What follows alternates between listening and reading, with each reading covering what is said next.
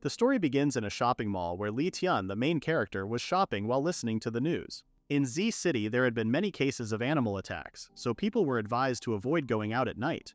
The authorities were looking into the situation to prevent panic. Then, an emergency report came in about a large number of people in X City getting sick from an unknown virus. The media kept reporting on the situation. Tian picked up some canned food, thinking it would be a safe stock item. While waiting to pay, he overheard two women talking. One mentioned an elderly man from the Li family who had been healthy but suddenly died. The second woman asked if it was because of the flu, and the first woman confirmed it, saying the man hadn't survived for 2 days. The second woman said many people had gotten sick lately, and wondered if the government knew the cause. She thought the world was becoming more dangerous. As he loaded everything in his truck, Tian then recalled all the things he had bought. He needed to get diesel for his car and go home to cook for Han, using the deer he had hunted earlier in the day. As he drove, he called a girl who asked about their future. Tian said he would find a job that would make her proud, and she agreed. Then he told her he couldn't leave Han in the orphanage. The girl got upset and pointed out that Han wasn't his real sister, warning him not to talk about marriage if he was going to bring Han along. Tian insisted that Han was his little sister and part of his family. The girl asked why she should raise a child as hers. She had already been through enough with Tian. She then gave him an ultimatum. If he didn't take her seriously, they should break up. Tian agreed, and she hung up. Suddenly an animal ran toward Tian's car, splattering blood on it. Tian stopped and thought the animal looked like a dog, but upon closer look he saw it was a sheep. The sheep had a head injury and trembled with bloodshot eyes. Tian was surprised it was still alive. The sheep then walked into the bushes. Tian decided not to report the incident to the police and moved on. When Tian got home and started unloading his shopping, Han came out with their pet dogs and called for Tian. He asked her to slow down a little. She noticed how much he had bought and offered to help carry things inside. He gave her a small pack of snacks as they walked. Han told him she had finished all the tasks he had asked her to do, like feeding the animals, changing the water, and watering the crops. Now she was hungry and looking forward to the stew Tian had made. Tian suggested making a carrot and venison stew, which she agreed to. As she spoke, Han turned around and saw their white dog eating their crops. She hit the dog and scolded it.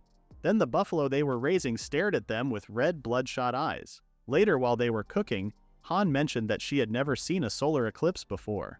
She asked if it was true that the sky would get as dark as evening. They had heard on the radio that a much-anticipated total solar eclipse was coming soon. As Han ate her meal, she told Tian how tasty it was, and said his cooking was getting better, just like his hunting skills. Tian explained the eclipse to her and reminded her to use the special glasses he had given her to watch it safely. Suddenly, a countdown started from 10. Han pointed outside and asked Tian what was happening. He was shocked to see a dark object blocking the sun, making everything as dark as night. Han was surprised and began to feel cold.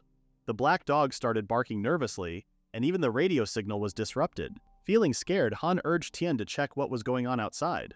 When Tian opened the gate, he was hit by a strong blizzard, which was strange since it was summer. He quickly told Han to go inside and promised to lock up the cattle and sheep. He asked the dog Bai to stay with Han. Han, shivering from the cold, told him to hurry. Tian reassured her and ran to secure the animals with hay. As he fought through the harsh wind and snow, Tian asked Hay if he was okay. Then Tian looked up and saw the sun shining brightly again. Confused, he wondered why the weather was acting so strangely.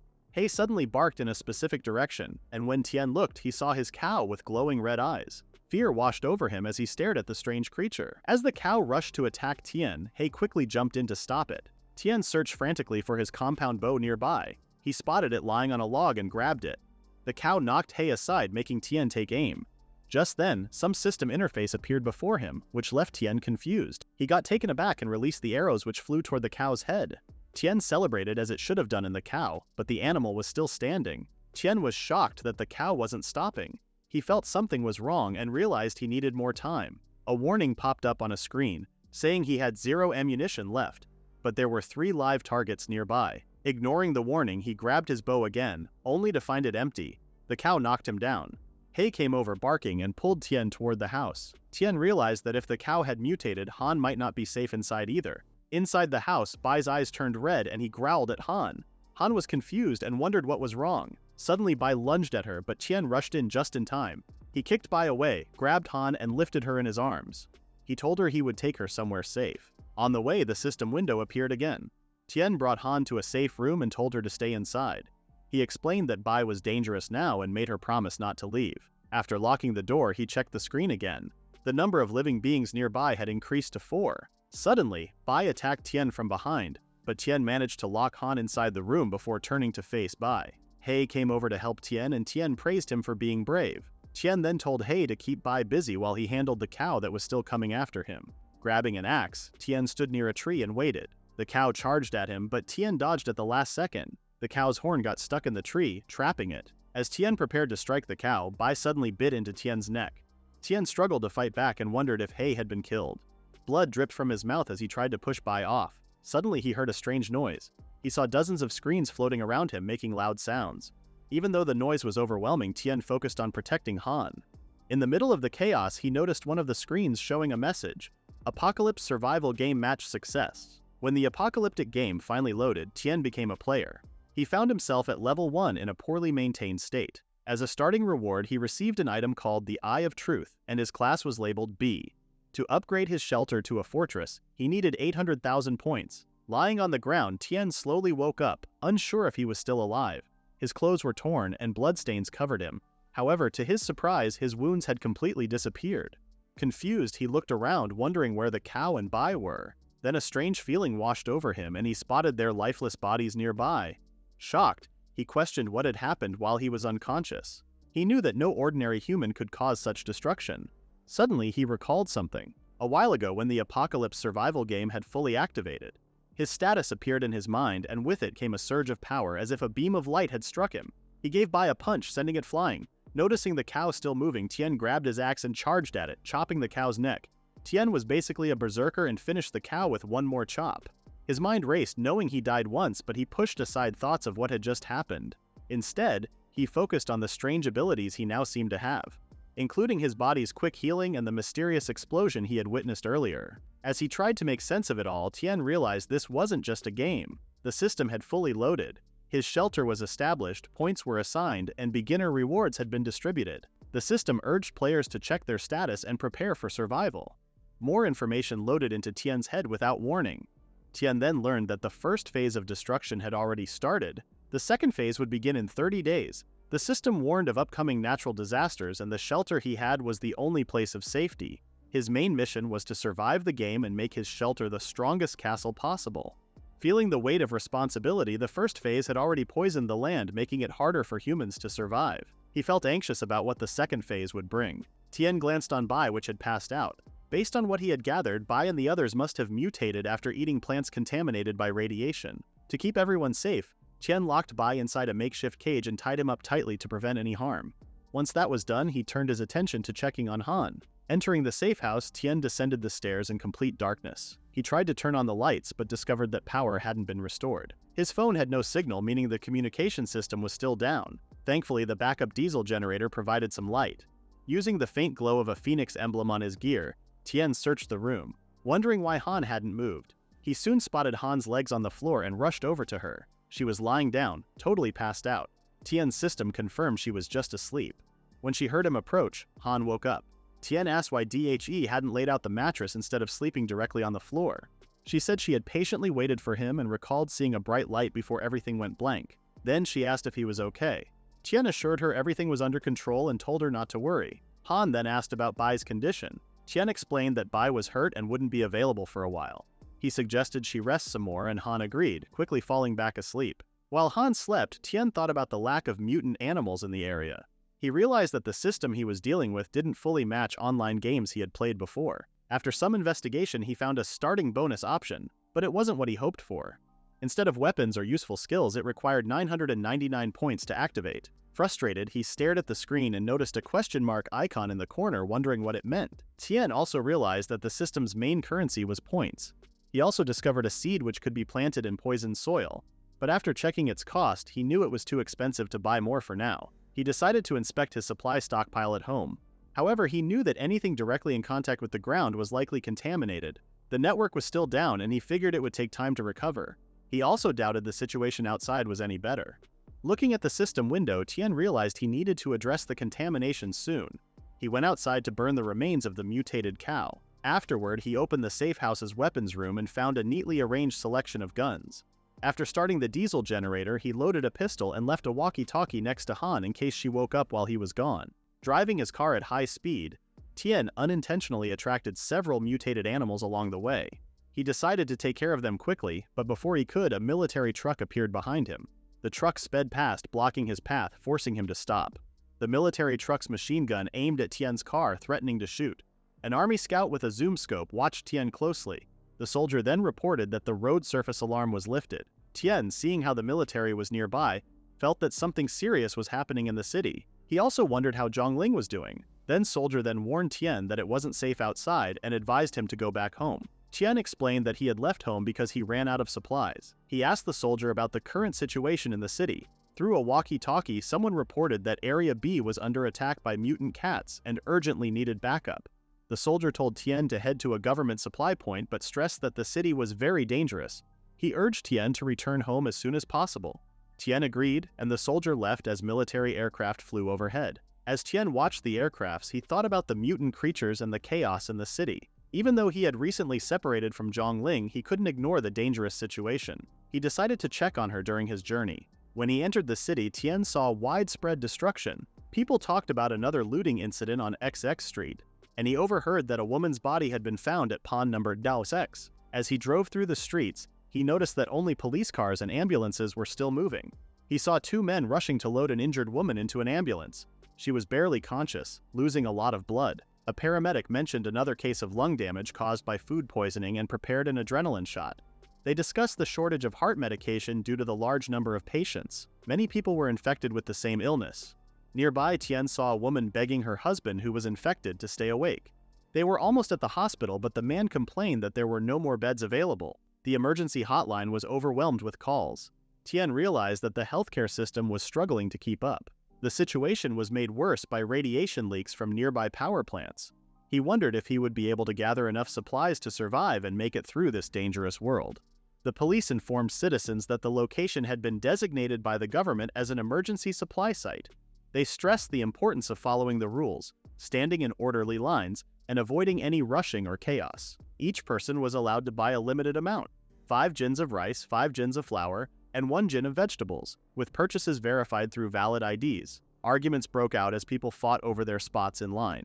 One person claimed they had been waiting for 5 hours and deserved to be served first, while another argued that they had only left briefly to use the restroom and were reclaiming their place. Tensions rose when a man, claiming to be the general manager of a local business, tried to push ahead, leading to confrontations.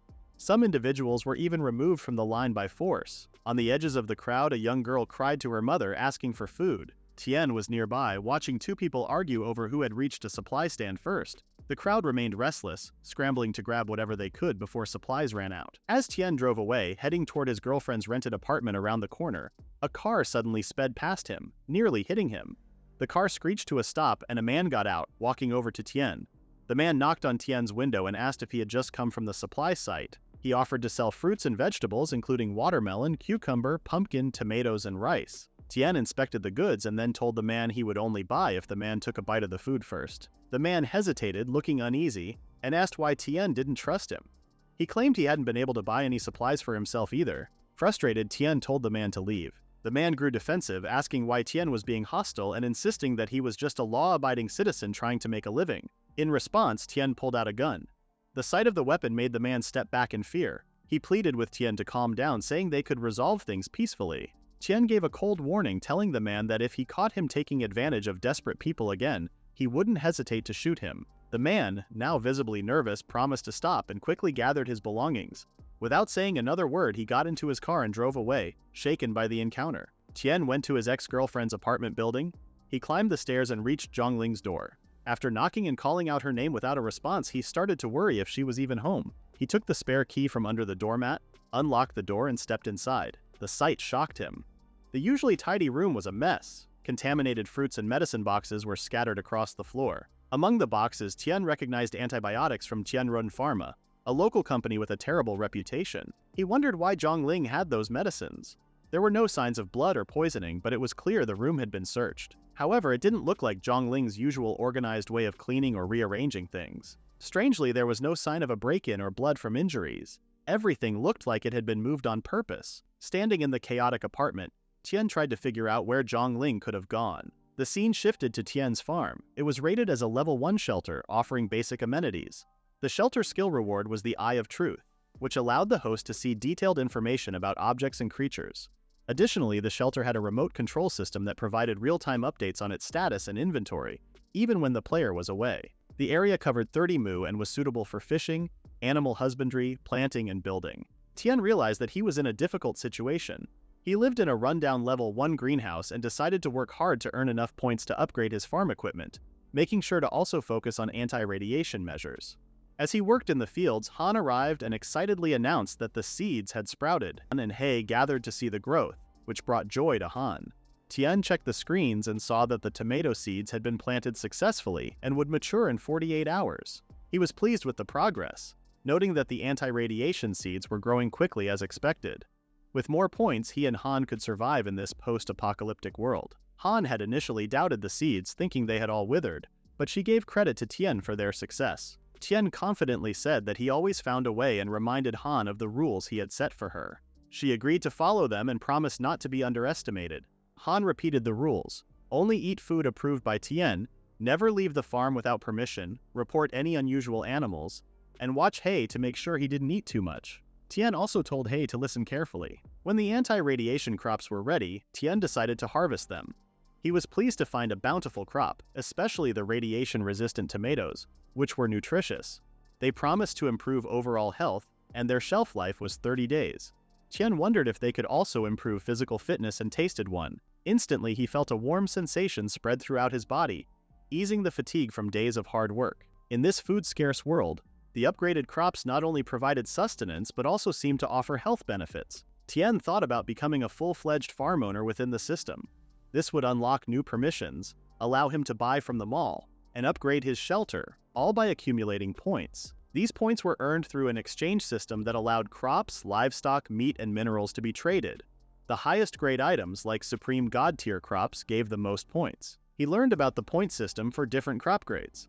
Level 1 anti-radiation crops gave 1 point per kilogram. Level 2, ancient medical crops gave 100 points. Level 3 God tier crops gave 1,000 points. And Level 4 Supreme God tier crops gave 100,000 points. The exchange system was crucial for transforming the farm into a top-tier base, and Tien eagerly anticipated this transformation. Tien examined the ancient medicinal grade crops, starting with the carrots. He found that they were 10% mature, as expected for ancient medicinal crops. Upon closer inspection, he saw that these carrots were fully mature and could cure negative effects like poison, illness, and irreversible damage. They could even be stored indefinitely. Tien was excited about their potential for survival. He then decided to sell 70% of the harvested crops for points and kept the remaining 30% as reserves. After confirming the recycling of 200 kilos of radiation-resistant crops, Tien received 2,000 points and found 3 ancient medicinal-grade crops in the warehouse. He was pleased with the result and now had 30 kilos of anti-radiation crops safely stored. To his surprise, Tien received a congratulatory message for completing his first recycling task and earned the title Master of Recycling. As a reward, he got an agricultural robot. At first, Tien was skeptical about its usefulness because of its small size, but he began to wonder if the achievement system could lead to more rewards and useful items. The robot began cutting crops, and Tien was amazed by how it seemed to anticipate his thoughts. He realized that the system allowed him to control the robot directly with his mind. Tien started thinking about earning enough points to exchange for a combat robot that could help protect Han. Feeling proud of their successful crops, he called Han for a meal and asked her to stop watching cartoons. Han and He instantly teleported in front of the dining table. They enjoyed chicken legs together, celebrating their success. Han, though happy, reminded Tien that they needed to be careful with their food. Tien assured Han that they could resume planting and use some of their stored food. He also warned her that if anyone found out about their food supplies, she would be banned from eating for 3 days. Han promised to keep their food secret. Tien then gave He the first chicken leg, thanking him for protecting both of them. Han affectionately hugged He, calling him the best, before letting him go and wondering how Bai was doing. Tien reassured her that Bai was still recovering from serious injuries and couldn't visit, but promised they would play together once he was better. Han agreed and promised not to disturb Bai. Suddenly, Tien saw a warning about an intruder. He quickly checked the monitoring screen and found that the intruder was a 42-year-old man with a threat level of 3. To his surprise, the intruder was Uncle Nan. Tien wondered how Nan had ended up in such a situation. He stepped outside and walked toward Nan, asking why he had come. Nan, smoking a cigarette, slowly exhaled and called Tian boss. He explained his tough situation and asked if Tian had any extra food on his farm. Nan had no other choices. His home had been robbed, his food stolen, and food prices in the market were very high because of shortages. Tian apologized, saying his own food supply was low after a recent crop failure caused by mutations. Even so, Tian gave Nan what little food he had left, thanking him for taking care of his family. Nan, feeling defeated, admitted he had asked many relatives for help, but they couldn't offer any. Tian gave Nan a pack of cup noodles and suggested he try other options first. Nan thanked him and wished him good luck before leaving. Tian thought the food would last Nan for about 5 days, but he was unsure. In times like these, people's intentions were hard to predict. Realizing he didn't need the vegetables in the freezer, so Tian decided to check on Nan that night. He went with Han to Nan's house, each carrying snacks.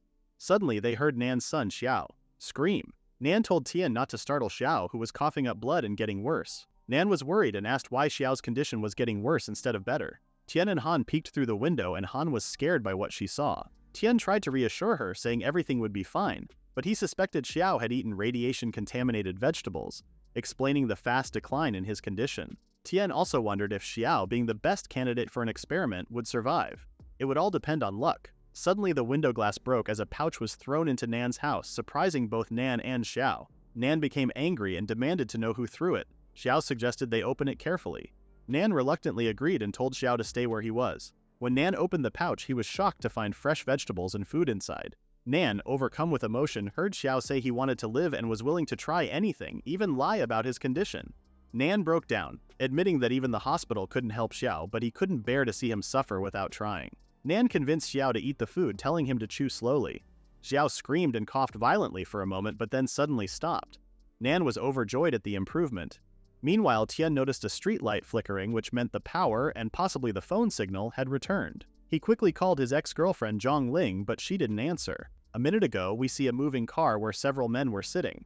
One of their phones rang, and they wondered whose phone it was until the owner recognized it as Zhang Ling, who was unconscious on the back of the car. He suggested they turn it off since the signal had been restored. One man asked about their food stash, relieved to know they had enough for a month.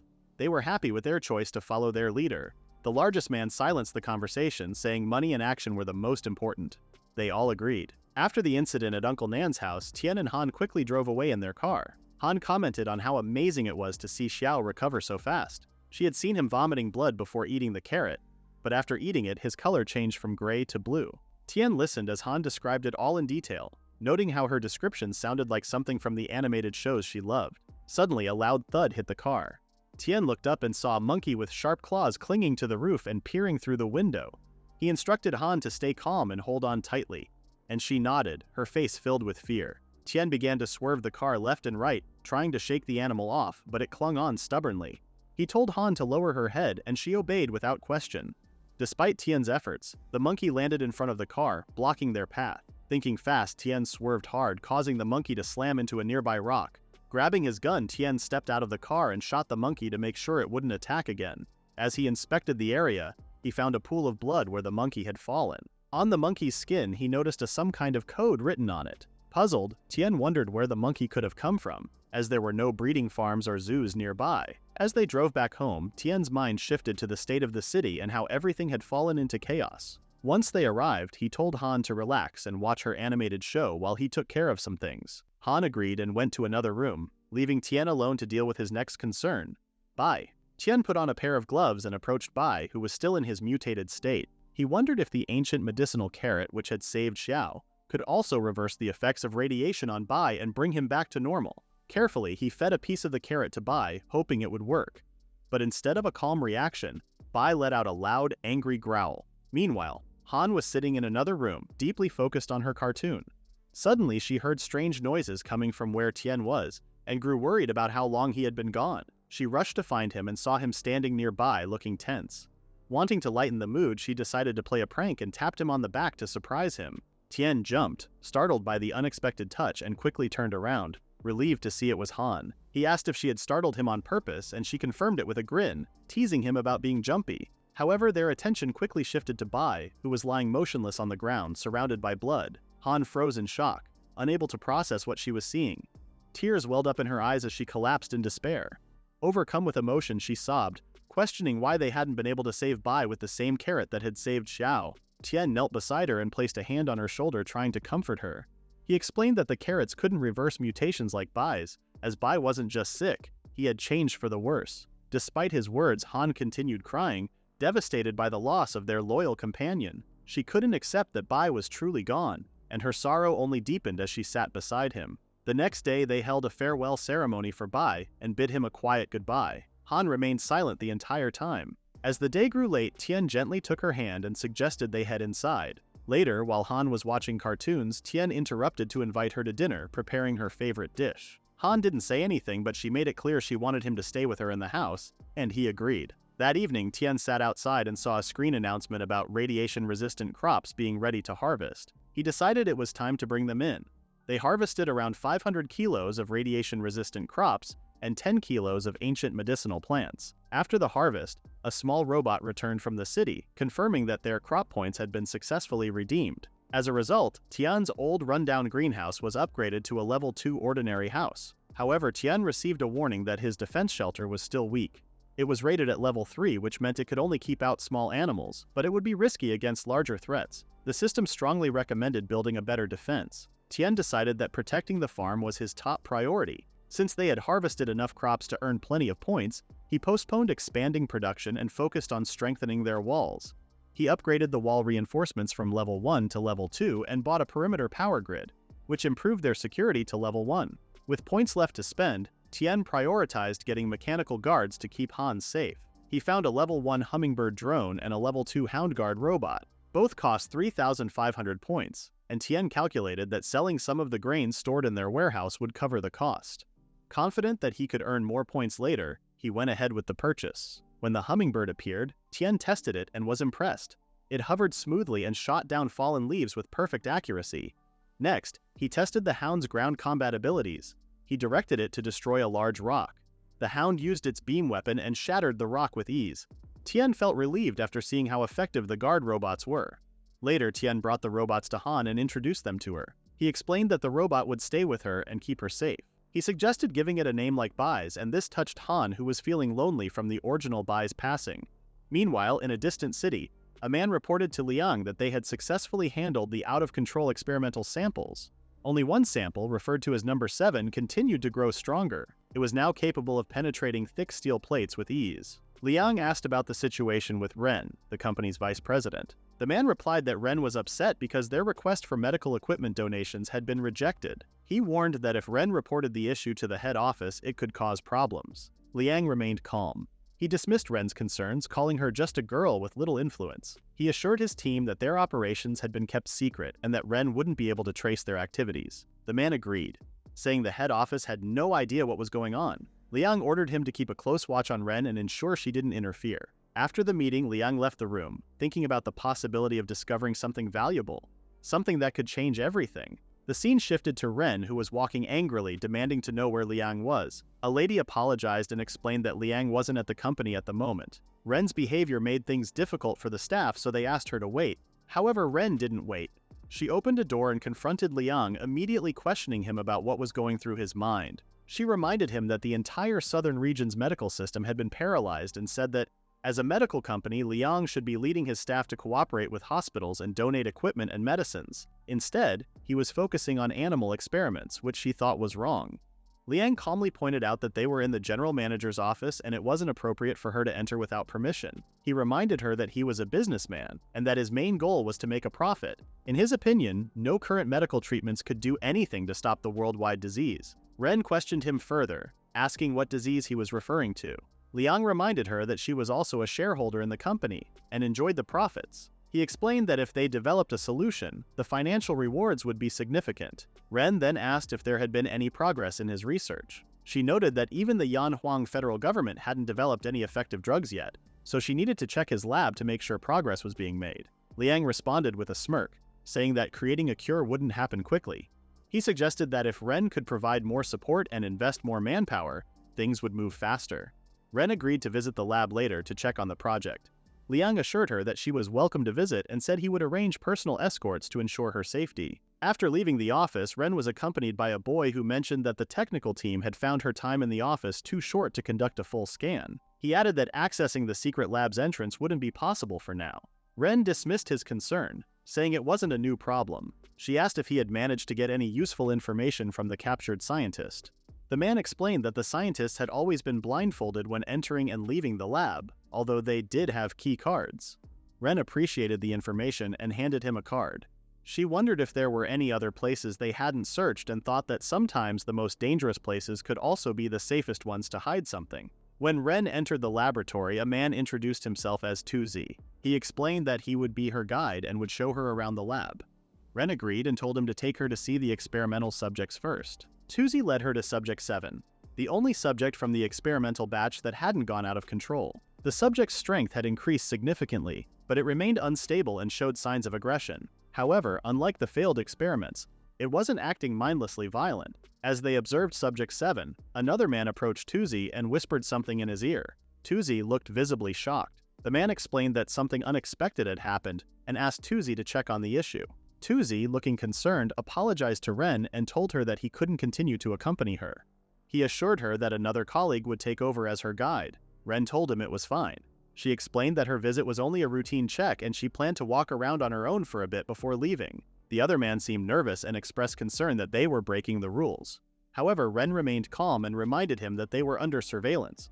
She assured him that there was nothing to worry about and instructed him to hurry and handle the situation, as it seemed important. Tuzi nodded and promised to ensure her safety before he left. As Ren continued walking through the lab, she spoke quietly through her earbuds to the boy assisting her from a distance. She told him that it was time to take action. The boy, seated in a room with his laptop, confirmed that he had disabled the security cameras. He instructed Ren to check the northeast corner of the room for a hollow spot in the wall that could be pressed. Ren followed his instructions, found the hollow spot, and pressed it. A hidden door opened and the boy informed her that she had only 30 minutes to explore before the cameras would be back online. Ren agreed and stepped inside. What she saw shocked her.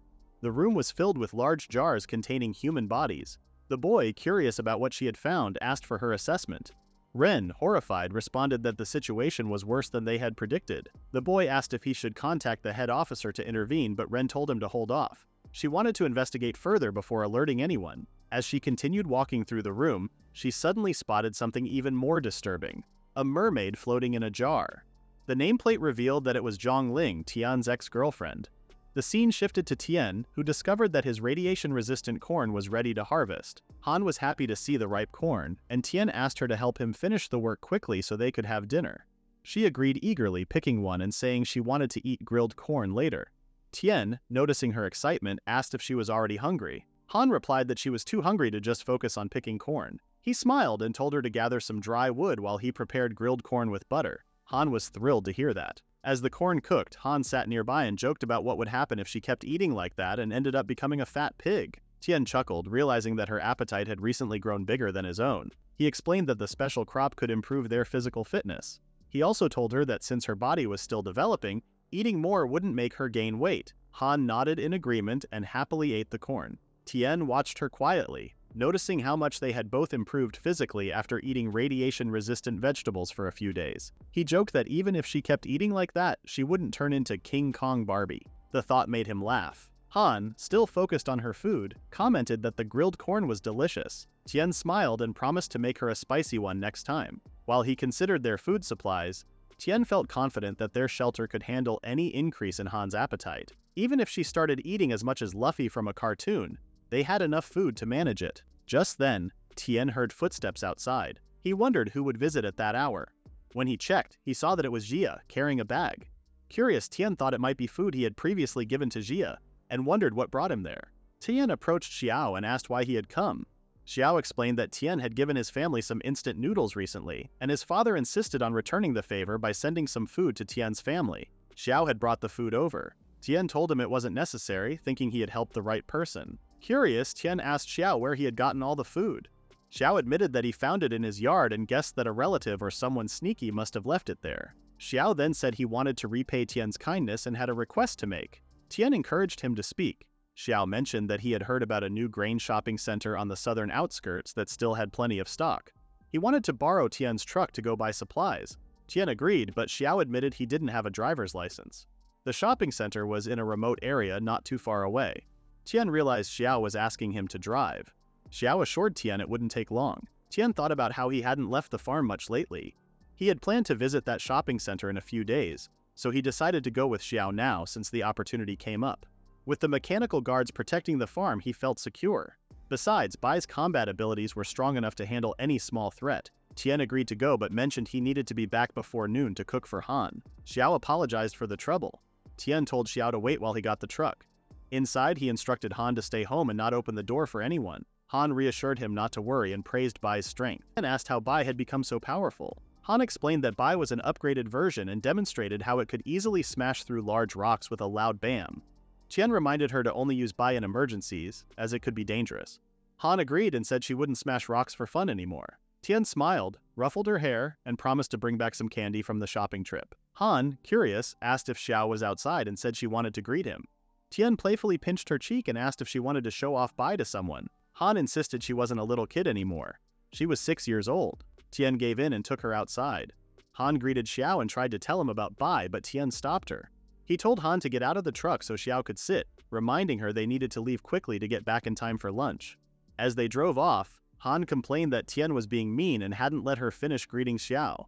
She went back inside and decided to watch cartoons to forget about it. While they traveled, Tian noticed Xiao seemed quiet. After a while, Xiao asked if it was safe for Han to be left alone at the farm. He was worried about the chaotic state of the world and feared that someone might target the farm. Tian dismissed the concern, saying no one would bother with his poor farm since it had no money or food. He reminded Xiao that Han was only 6 years old, and even though she had a self-defense tool, she wouldn't be able to use it on her own. Tian believed the farm was the safest place for her right now.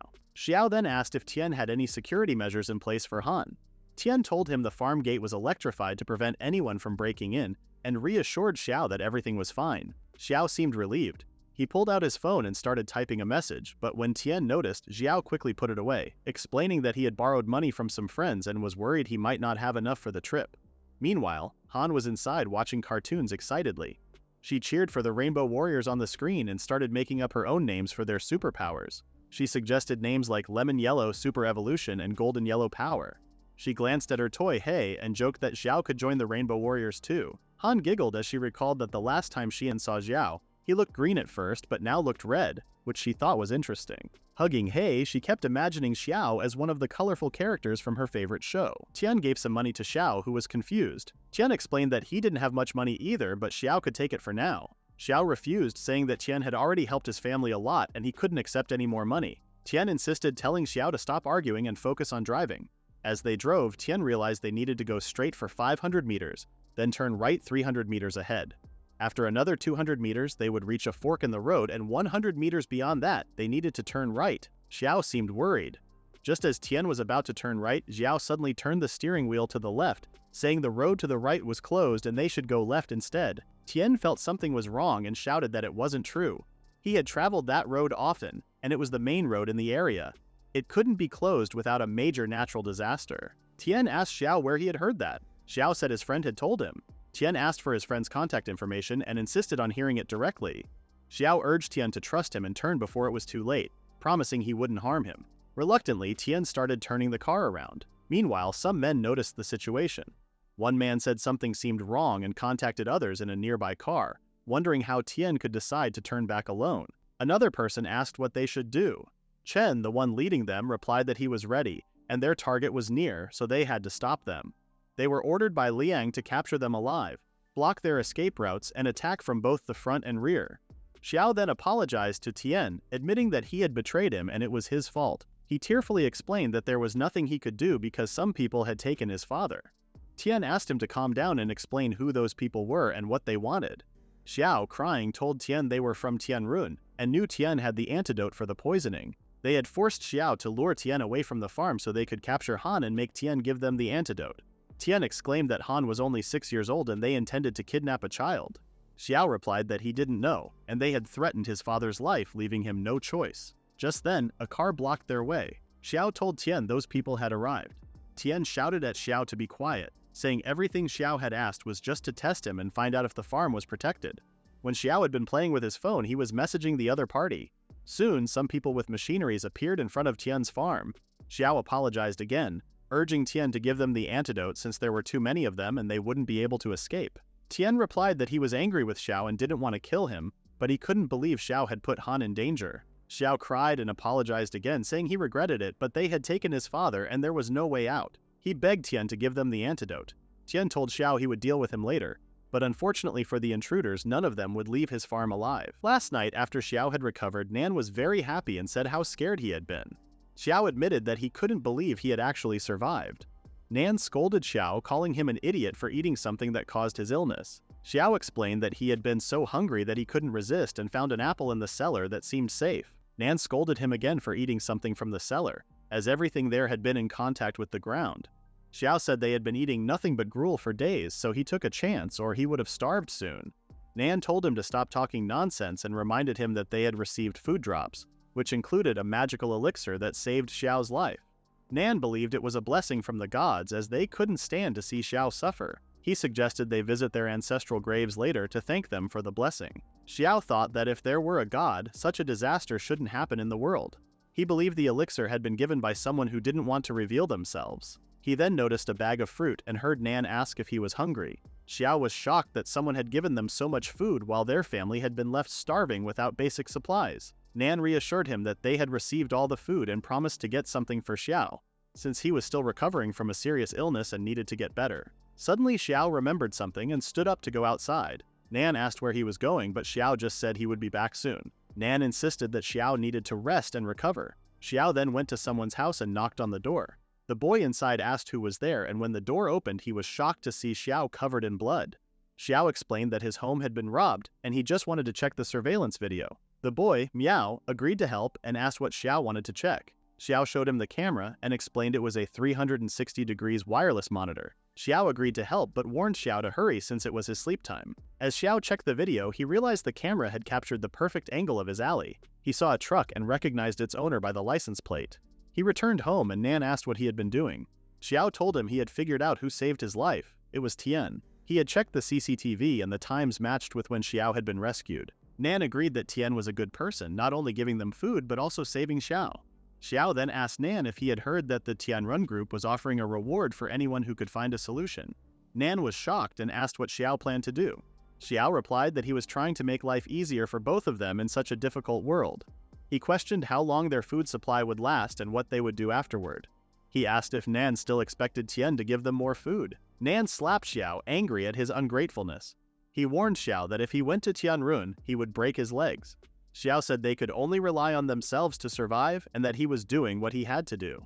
Back to the present, as Chen was thinking about how they couldn't escape their pursuers, he saw two cars blocking his way.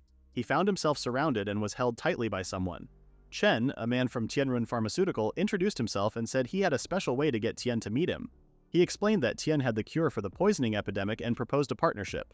Tian could provide the cure and they would work together to make a profit. Tian asked what would happen if he refused. Chen said Tian had two options: cooperate and make money together, or they would find the cure themselves, using force if necessary. Tian replied that he had discovered the cure by chance, but there was only one dose which he had already used. Chen didn't like Tian's response and called for reinforcements to capture the little girl and feed her poisonous fruit. He also mocked Tian for not having guns, suggesting they could have hurt him without threats. Chen tried to convince Tian to cooperate, but Tian's expression turned serious, and he warned Chen that he should be grateful that they hadn't met at the farm.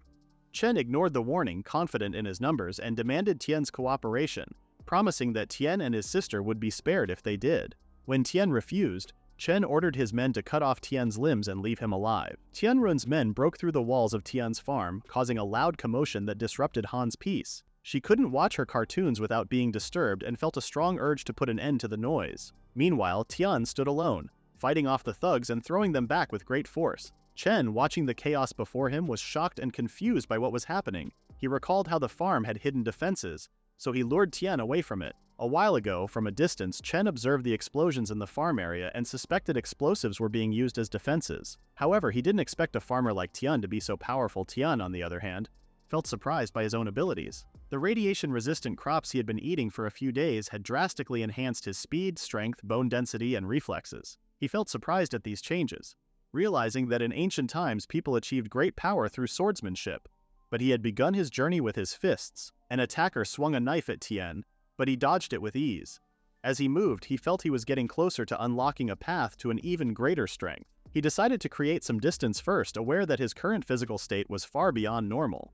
Spotting Chen, Tian aimed his gun at him. Chen, terrified, regretted not bringing a weapon of his own. He hadn't expected Tian to be armed, but he figured that if he could get close enough, the gun would become useless. Chen tried to warn Tian not to provoke the powerful figure backing him, hinting at the consequences. Tian didn't seem to care. He shot at the thugs while leaving Chen alive for a while since he looked useful. As the others ran, Tian hunted them down one by one, leaving none alive except for Chen.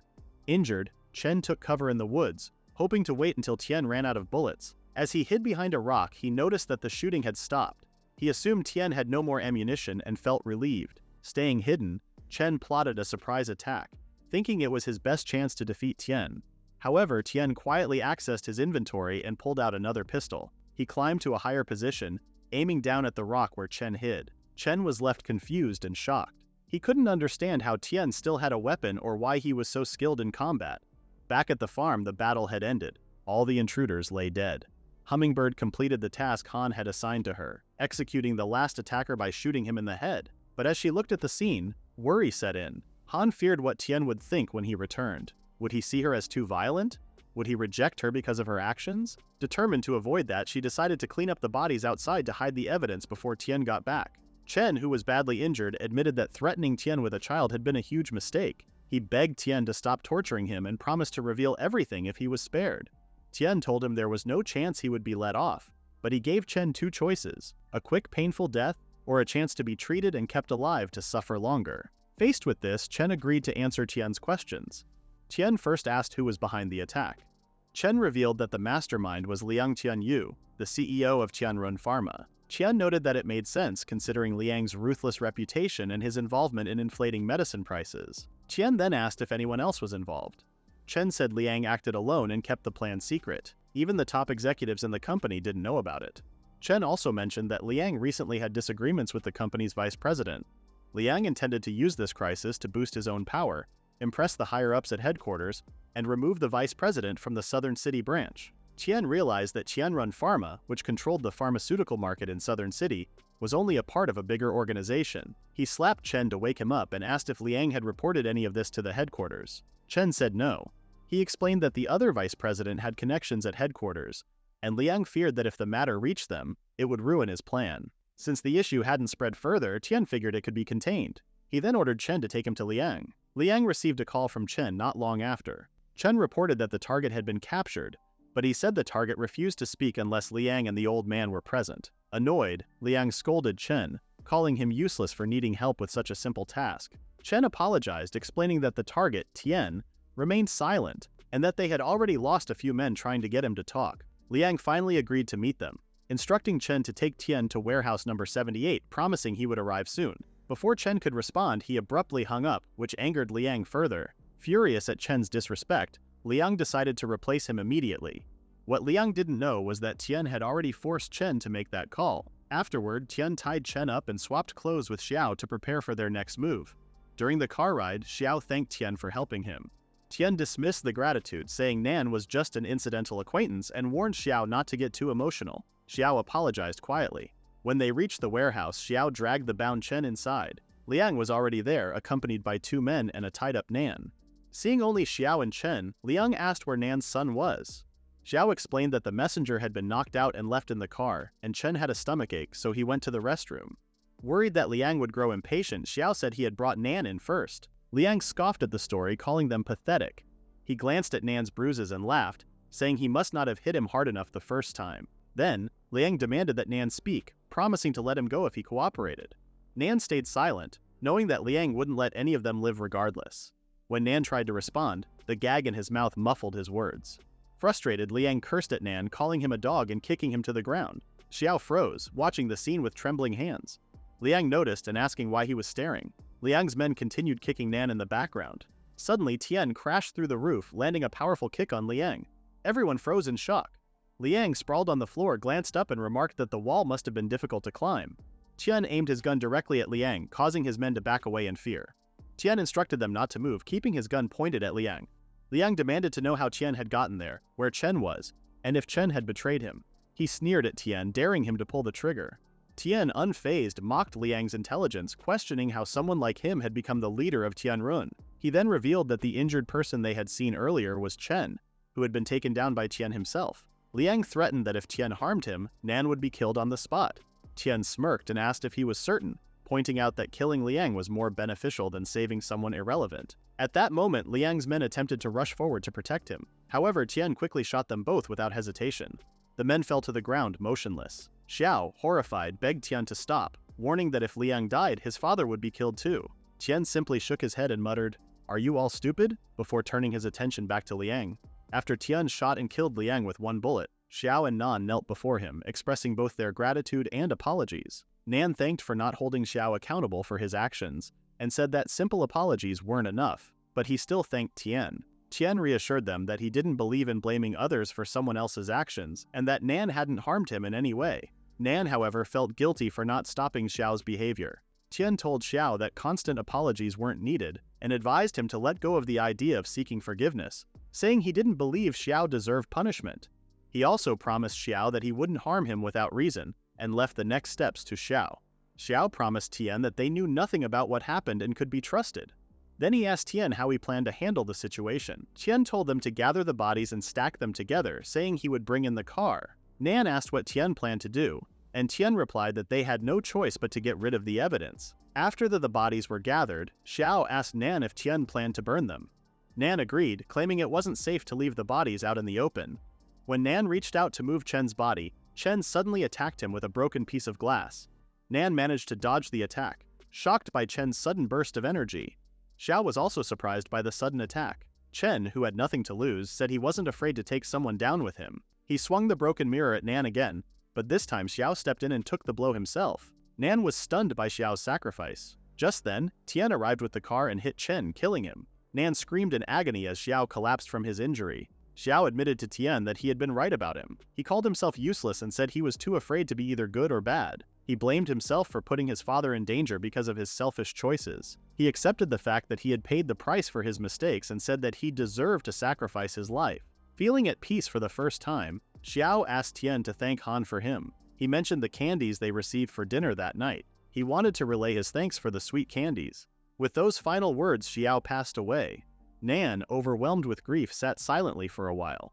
He then silently stood up, grabbed a piece of broken glass, and approached Chen, who was already dead. He then released his frustrations and agony as he slashed and smashed Chen's face. Afterward, he and Tian set fire to the warehouse, burning the bodies and erasing all evidence before leaving the scene. The scene shifted to Ren, who sat in her office calmly sipping tea. A staff member rushed in, clearly panicked. Ren told them to calm down and explain slowly. The person informed her that something serious had happened. Liang was dead.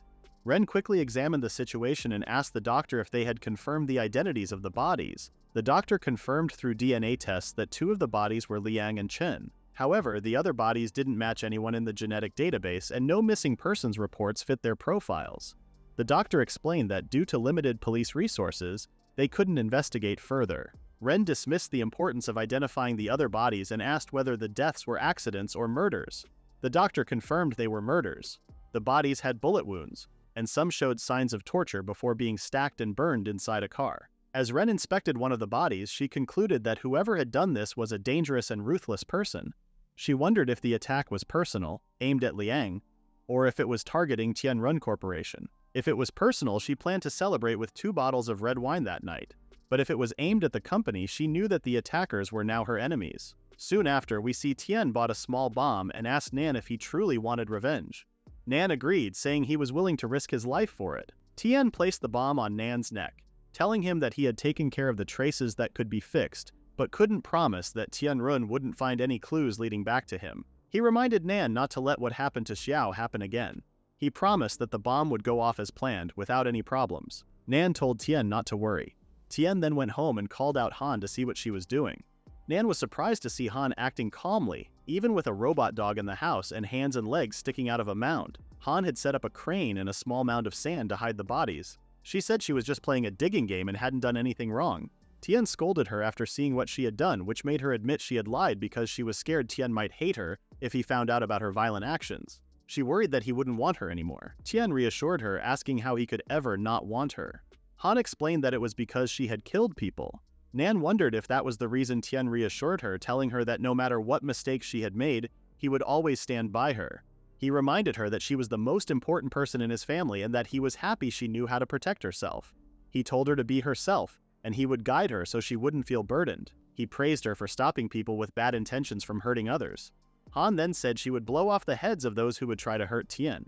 Nan thought the world was changing too fast, and he needed to adapt. Han then told Tien everything. She said she saw people with red color which made her hate them, and ordered Bai to get rid of them. Tien asked if others had colors. Han confirmed that Tien was calming blue, Hei's was friendly green, and Xiao's was also red. She said Nan's color was gray with some green, and she noticed some passers-by were gray too. Tien wondered if the people who had red colors had something in common, thinking they might all have bad intentions toward Han.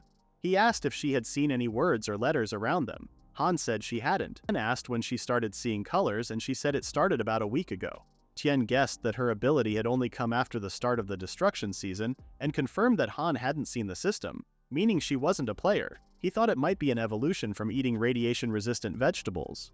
Tien wore a wide smile due to this discovery, and Han commented on how scary-looking her brother was. Tien realized that the crops they ate didn't have the same side effects as radioactive crops, but mutations were more likely. They had only eaten the radiation-resistant food for a few days, but their health had improved a lot. Han had also developed the ability to sense others' emotions, almost like a proximity program or a humanoid reconnaissance device. Tien named his ability the Eye of Truth and Han's ability the Eye of Good and Evil. He admired her ability and said it would be useful to him. When Han asked if she could help her brother in the future, Tien said yes and told her that if she saw anyone with red color she should tell him because she was his best helper. She felt happy when he said this. Tien then asked if she was hungry and offered to cook for her later.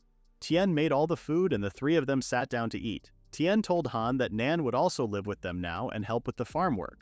Nan didn't fully understand the situation but agreed to follow Tien's instructions. Han was happy to hear this and asked where Nan would live.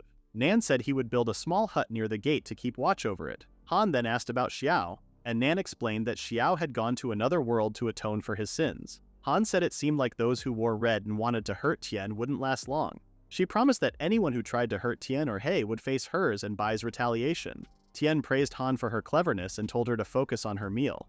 Nan thought things couldn't get any more intense than this. His hands were already stained with blood, but he didn't worry anymore. As long as he could help his son get revenge, he was willing to be Tien's watchdog. Meanwhile, a man watched a press conference on TV. The speaker said it was the 15th day after the catastrophe, with 38.6 million deaths on Blue Star and 4.7 million in the Yanhuang Federation alone. The government was moving grain reserves and would soon scale up soilless farming. He told everyone not to panic. A man then approached his father and asked what he could do. The man in wheelchair asked if he had read Ren's report. The son said yes and mentioned that Liang was dead. The man commented on Liang being a good earner but also said the mutation process had sped up.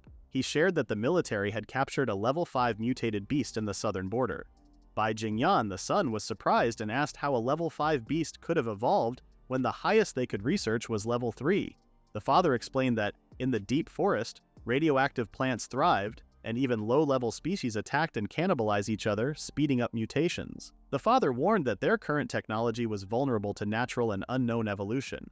He told Jing to take over the southern lab and said that Ren had discovered many interesting technologies in Liang's hidden experiments. They planned to combine these discoveries with their current resources to quickly extract the virus. Jing agreed with the plan. Ren sat in her office thinking about the records from 2 days ago. They seemed normal, which made her believe that the cause of the death happened during that time. However, the surveillance footage from those days had been deleted for some reasons, leaving them with no clues. It felt pointless to keep worrying about it for now. They needed to focus on deciding the location of the new research institute. Ren also still had to welcome the new leader. She stepped outside and greeted Jing, who just arrived, and she greeted him. After they shook hands and introduced themselves, Ren noticed a man standing behind Jing and asked about him. Jing explained that the man was Kui, his assistant. Jing also mentioned hearing about a good location for the research institute and asked to see it. Ren agreed and suggested a few locations on the city outskirts for him to choose from. Meanwhile, the scene shifted to Tien, who was inspecting his system related to the fish he could cultivate in a pond. Tien had choices ranging from level 1 to level 5 and was impressed by the variety. He noticed that the points needed to buy different types of fish at the same level were the same. Suddenly, he spotted a bluefin tuna and rare pre-apocalyptic ingredients, both available for 500 points, and excitedly asked Han if she liked eating bluefin tuna. She asked if it was the expensive fish that melted in their mouths. Tien confirmed and said they used to be unable to afford much, but now they could enjoy it whenever they wanted. Han happily said she wanted to eat it. Tian gathered his equipment and suggested they use the excavator to dig a fish pond. Han agreed, and they all went with the excavator. Tian, Han, He, and Nan arrived at a clear area, and Tian told them to start digging there. Nan rubbed He and asked about the dog's age, noticing how it had grown a lot. Tian explained that He had already reached adulthood and shouldn't have been growing any bigger. Nan wondered if He had gained weight because of the good food on the farm, remembering when He was small and only reached Nan's knees. Now He was up to their thighs. Tian agreed, realizing that they hadn't noticed He's growth because of seeing it every day. He worried about possible mutations like Bai's, but reassured himself that all the poisonous crops had been removed since Bai's accident. Tian wondered if He had evolved by eating radiation-resistant crops like Han. He decided to keep a close eye on He to prevent any problems. Thanks to the system, Tian noticed some visitors approaching and wondered who it was. As he turned to look, Nan asked what had caught his attention. Tian pointed out 2 men and a woman walking toward them, all giving off a threat level of 8. It was Ren, Jing, and Kui who had been knocking on the gate. Ren asked Jing if it was really necessary to personally inspect the new locations she had picked, stressing the better equipment and security they offered. Jing agreed the farm was in a good location and had enough space, planning to finish the purchase before moving their operations there. Ren accepted Jing's decision but felt that despite his smile he was hard to talk to, even though she had put effort into finding those places. It had been a while since anyone had shown interest, so she doubted anyone would now. Jing told Koi to keep knocking, wanting to get Tian's attention. When Tian arrived and asked what they wanted, Jing recognized Tian as the owner and said they needed to talk business inside the gate. Tian refused, saying they should speak where they were and make it quick as he was busy. Jing agreed, explaining the urgency was due to the chaos outside. Ren, confused by Tian's behavior, introduced herself as the general manager of Tian Run Company and explained they wanted to buy the farm, asking what price he had in mind. Tian was surprised they had already found his farm. Ren said they would meet his price or any other conditions, even offering him a villa in the city center's area if he wanted it. Tian declined, saying he preferred to stay where he was. Ren tried to convince him by mentioning Tianrun's good reputation and suggested he might change his mind. Tian insisted he was happy where he was, saying nothing could change his mind, not even a mountain of gold. Kui, frustrated, slammed the gate, setting off a security alert on Tian's system. The warning showed a minor attack, strength level 2, and asked if Tian wanted to respond. Tian declined. He was surprised that Kui could trigger a serious reaction with just one punch. Jing, angry, scolded Kui and gave him a slap. He reminded him of his teachings, warning him not to act without permission. Kui apologized, realizing his mistake. Tian found the situation interesting. Jing told him not to take it personally, saying Kui was just ignorant. Tian ignored the incident and invited Kui to come closer to the gate. When Kui stepped forward, he quickly struck Tian with a body blow while secretly putting in one of his hummingbirds. Kui fell into his knees, coughing from the pain. Tian joked that Kui had punched his gate, and in return he had punched him back, saying they were even. Tian then told them to leave if they had nothing else. Jing, silent but smiling, didn't argue. Jing wrote a short note to Tian apologizing for the trouble and giving his phone number in case Tian changed his mind. Ren thought Tian's response was rude and didn't expect him to call. She saw that Tian had torn up the note with Jing's number. As they got into their car, Tian thought about how quickly Tianrun had found his farm. He wondered if they had been looking for him or if it was just a coincidence. Tian decided to retrieve the hummingbird guard number 1 and watch their departure, thinking they would meet again soon, especially with only about 10 days left until the next destructive season. Tian noted that the plantation area was producing steadily, and that excavation had started in the aquatic area. He planned to develop a livestock area to prepare for future challenges. After cooking, Tian sat down to eat. Han asked him to try the sesame sauce she had made, praising its taste. Tian agreed, saying it was delicious. Han mentioned how comforting mutton hot pot was in winter, and Tian shared that he also liked its warmth. Nan asked if they were dressed appropriately for the current weather, and mentioned that the land's ability to cultivate was decreasing. Tian hinted that Han had been curious about something but couldn't explain it. Nan understood and assured Tian that he wouldn't ask any more questions. Tian told Nan that the food they were eating wasn't ordinary. It could cause changes in the body over time, such as stronger immunity to the cold, better physical fitness, and even unusual abilities. Tian was eager to see Nan's potential changes. Nan didn't quite understand and thought it sounded like something from a science fiction movie. Tian explained that the apocalypse was like those stories coming to life. He believed ancient powers like fossils could explain it, similar to evolution rather than something supernatural. Nan didn't fully understand but suggested they continue eating. He then asked if anyone had visited that day. Tian confirmed that representatives from Tianrun had come. Nan was surprised and joked that even he, an old man, might benefit from the farm's food. Tian agreed and told Nan to rest while he went out to run errands. Tian then found out that hummingbird number 1 was located in the Harmony Villa district. Meanwhile, Ren brought Jing and Kui to her house and said they could stay the night. She promised to arrange accommodations for them the next day. Jing thanked her and expressed concern. Ren told Jing and Kui they would stay downstairs in one of the 4 rooms, letting them pick whichever they liked. She promised dinner would be brought to their rooms. Jing agreed and went upstairs, telling Ren to rest as well. Meanwhile, Tian's small hummingbird hovered around Ren, which annoyed her. She wondered why there were mosquitoes in such cold weather. After taking a bath, Ren noticed her face looked tired from the long day. She decided to pamper herself with some skincare. While applying a face mask, she stared at herself in the mirror and wondered if a successful and beautiful woman like her could make room for others. Unknown to her, Tian's hummingbird was still flying around the room. Ren noticed the mosquito buzzing around and mistook the sound for a beetle. She opened the window to let it fly out, enjoying the fresh air after the air conditioner had been running. As she opened the window, she saw a masked man outside, hanging from a rope. Both of them were surprised and stared at each other. The masked person leaped into the room. Ren tried to ask for help, but Tian stopped her by covering her mouth. She wondered if there were any bodyguards outside. Tian made her lie down. Ren thought about firing all useless guards. Tian was so strong that she couldn't move or fight him. She had to calm him down first. He warned her that he would let her go, but only if she didn't scream or resist. If she did, he threatened to act faster than her bodyguards with his knife. Ren tried to calm down as Tian let go of her mouth. She told him that there was a lot of money, jewelry, and gold in the bedside cabinet. He could take it all if he didn't hurt her. She promised not to involve the police. Tian said she seemed very cooperative. Ren explained that the world was about seeking wealth, and hurting her would only cause trouble. If he took the money and left quickly, it would be enough for him to buy plenty of food. Tian replied that he hadn't come to rob her. Ren was shocked and asked if he was a pervert making excuses. Tian stopped her and asked if she had sent someone to kill Liang. Questioning why it had taken her so long to find the murderer, Ren realized it wasn't a robbery and wondered if Tian was connected to Liang. She thought about how all of Liang's confidants were dead and wondered where he came from. Tian replied that Liang had done him a favor and now he was seeking revenge. He had heard that Ren was investigating Liang's death and asked her to share all the information she had, as he wanted to investigate too. Ren explained that she and the police were investigating Liang's death, but the clues were limited and they couldn't find the real killer so quickly. Tian suggested that since she had taken over Liang's position after his death, she might be responsible. Ren was shocked, realizing that she had no evidence and had made many enemies. It seemed natural that someone might take advantage of the chaos to get revenge on Liang. She insisted she had no deep grudge against him and his position as general manager wasn't worth killing for. Tian thought Ren was right and acknowledged her intelligence. He couldn't believe they didn't have any suspects. Ren explained that there truly were no suspects. Liang had destroyed all the documents and surveillance related to recent conspiracies.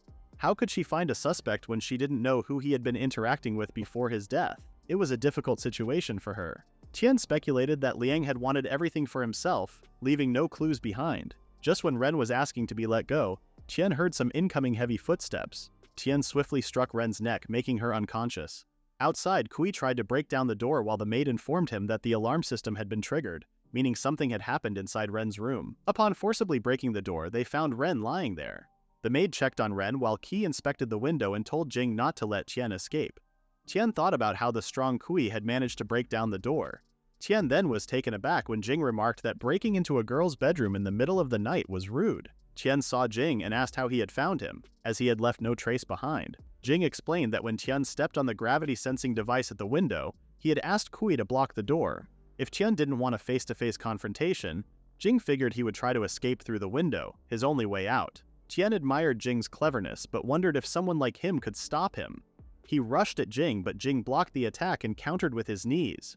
Jing remarked that the bones in Tian's arm were nothing compared to his knee. He calculated that his forearms and ulna should have been fractured from the impact of 700 kilograms, and his carpal joints should have been crushed and dislocated. But there were no signs of injury. Jing then asked if Tian had practiced martial arts, as he hadn't seen any special techniques. Jing demanded an answer, saying that if Tian didn't answer, he wouldn't let him go. Tian's hands trembled as he faced Jing. Tian wondered if Jing had ever trained in martial arts. He couldn't believe Jing had blocked his punch even though Tian's strength was beyond what a normal human could achieve. Fighting someone skilled was always troublesome. Suddenly, they heard voices approaching. People were talking about the noise they had heard. Tian apologized to Jing, saying he didn't have time to waste. Before leaving, he warned Jing that if they met again, he would kill him. Jing jumped forward to attack, but Tian threw dust into his eyes, making Jing cough and blinded. Using the chance, Tian ran off, mocking Jing and telling him to wash his eyes. Furious, Jing struggled to open his eyes and barely saw Tian leap over a wall and disappear, yelling a mocking goodbye. Jing's companions arrived and asked if he was okay and if he had let the boy escape. Still recovering, Jing admitted the boy was clever and had impressive physical abilities. He realized Tian had strong martial arts skills. Jing made a promise to find him. He assured his companions he was fine and just needed to wash his face. One of them suggested chasing Tian, but Jing stopped them. He knew the intruder was too fast to catch. Jing then asked about Ren's condition. A guard claimed she was only knocked unconscious. He suggested giving her medicine from the cabinet when she woke up, as the instructions were already written. A maid asked if they should call the police, but Jing shook his head. He explained that the southern area was too chaotic, and involving the authorities could bring trouble for their allies in the army and police force. The maid agreed and thanked him, commenting on how chaotic the world had become. Just then, Qi arrived with bad news. He had checked Jing's room and found that a hard drive was missing. Jing asked if it was the gray hard drive from his computer. Qi confirmed it was. Meanwhile, Tian returned home. He thought that unplugging the network cable would keep him safe from any issues. Curious about the truth behind Tianrun's actions, he plugged the hard drive into his laptop. He discovered experimental files and realized Jing might be a researcher. As he read, Tian saw that many creatures had died during experiments. Despite this, Jing seemed determined to improve the world. Tian realized the files weren't classified documents from Tianrun but personal research notes. The files described how radioactive food had caused major changes in animals and humans. These changes weren't just destructive, they pushed evolution forward. Jing believed humans had taken the wrong evolutionary path, leading to early deaths. His research aimed to correct this path even if it meant risking human lives. He believed his work could lead to a future where humans would be free from terminal illnesses, birth defects, and weakness. Instead, people would have the strength of wild animals and even living over 100 years. Jing was convinced this future would bring either death or great glory, but humanity would face it without fear. Back with Jing and Qi, their search for the hard drive had failed. Jing guessed that someone had found a way to avoid being tracked or hadn't accessed the files yet. The backup disk wasn't sending any signals either. Qi asked if the hard drive contained important information. Jing dismissed the concern, saying the files were old and difficult for outsiders to understand. But deep down, Jing was worried. He knew there was no turning back now. If anyone read his notes, they might realize he had come to the southern side for something important. Qi mentioned it was strange they had been attacked as soon as they arrived in the area. He suspected the attacker might be someone they knew. Number 7. Jing replied that if Number 7 truly wanted to target them, he wouldn't have sent someone so inexperienced. The intruder had great physical strength but lacked skill. Ahead of him was darkness, and behind him was an abyss. Jing knew they could no longer retreat. Meanwhile, Tian noted the date, November 21, 2025, according to the Yan Huang calendar. Jing's ideas made sense to him, but Tian couldn't accept the arrogance of sacrificing human lives. He wondered if human experiments had already begun. After that, Han found some small chicks, piglets, and rabbits. She asked her brother where he got them. Tian didn't want to explain everything in detail, so he just told her that he found Doraemon's treasure bag and took them from there. Han was amazed by her big brother's story. Tian asked her to keep it a secret between the two of them, but when Tian noticed that one of the rabbits had makeup on its face, he warned Han not to play with their food. Han was surprised and started crying. She said she wanted to keep the little animal. Her crying stopped when Tian began naming all the tasty dishes they could make using the farm animals. He even warned her that if she couldn't handle it, she should start being a vegetarian instead. Tian told her that they could still respect the animals by eating them happily later. He reminded her that getting too close to the animals could hurt in the end, and asked her to give the rabbit back. Han then gave him the rabbit and promised not to leave even a single bite on her plate next time. Right then, the system announced that a rare crop had appeared, albino corn. Tian told Han to head back first. At the cornfield, Tian checked out the level 2 albino corn. It had changed from anti-radiation corn. When eaten, it made the person super strong, fast, and alert for 30 seconds. Tian thought it was just like Popeye's spinach. But sadly, there was only one and no other rare crops showed up.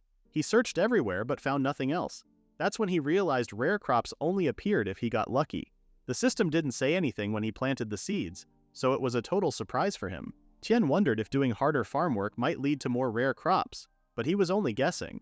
Trying to grow too much might actually lower the quality and amount of the harvest. In the end, he figured it was better to farm honestly and focus on earning points. Rare crops should just be seen as a bonus. Meanwhile, Ren had been relaxing in her room, eating snacks while browsing the internet. But the memory of what happened the night before kept popping up in her mind. She had promised herself that she would find the person who attacked her and make him pay. It was hard to believe that several security guards had failed to catch just one thief. Even the police and military didn't have the time or people to help with the investigation. Ren realized that she couldn't figure out who the thief was using normal methods. The only clue she had was a single strand of hair left on her clothes. It clearly wasn't hers, so it must have belonged to the man who attacked her. She couldn't stop thinking about the thief and made a promise to catch him no matter what. Ren went downstairs and looked for Bai Jing. He asked if she was feeling better. She thanked him for teaching her that massage method. Then she told him she had already picked a place for his research center. It was an old factory located on a quiet farm far from their place. Since it was being sold at a low price and was in a peaceful area, she said it met all his needs. Because she came to him directly, Bai thought something serious might be going on. Ren remembered that Bai Jing was a biological researcher and might know how to do a DNA test. She asked him if he could help her find someone using the hair she found.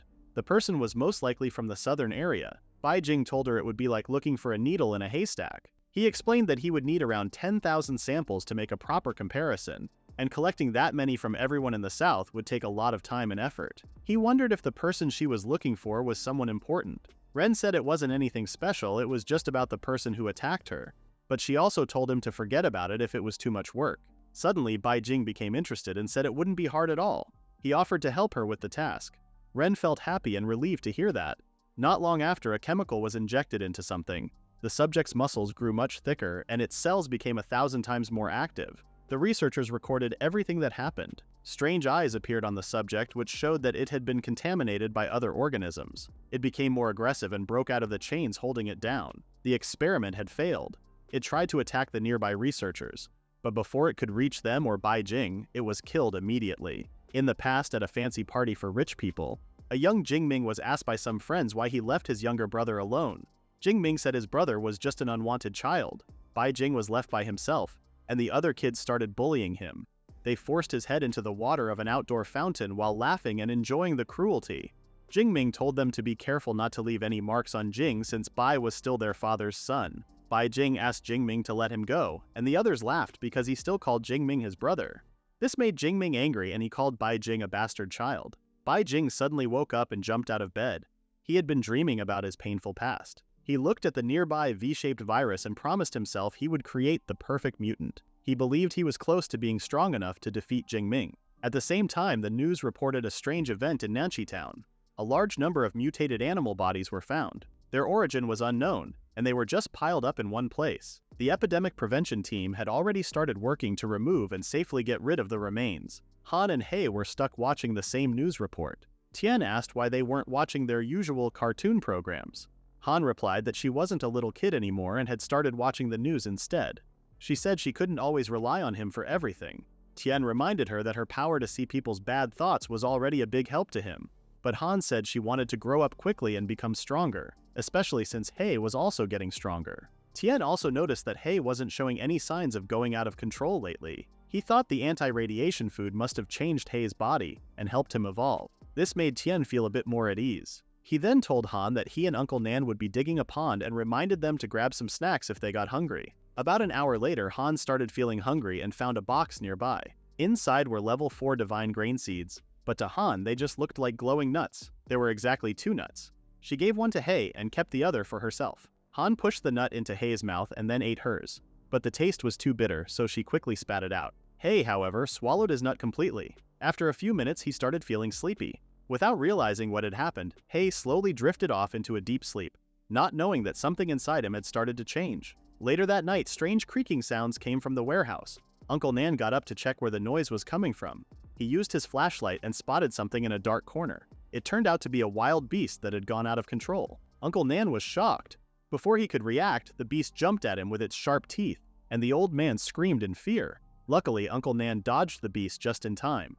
The flashlight dropped to the ground and pointed at the creature, letting the old man see its face clearly. To his surprise, he realized it was actually Hei. Seeing how wild and aggressive Hei looked, Uncle Nan thought the dog had turned into a wolf-like monster. Still, Hei didn't look like the other mutant animals he had seen before, and it seemed like he was getting ready to attack again. Uncle Nan tried to stay calm. He spoke to Hei saying he was Uncle Nan, hoping the dog would recognize him.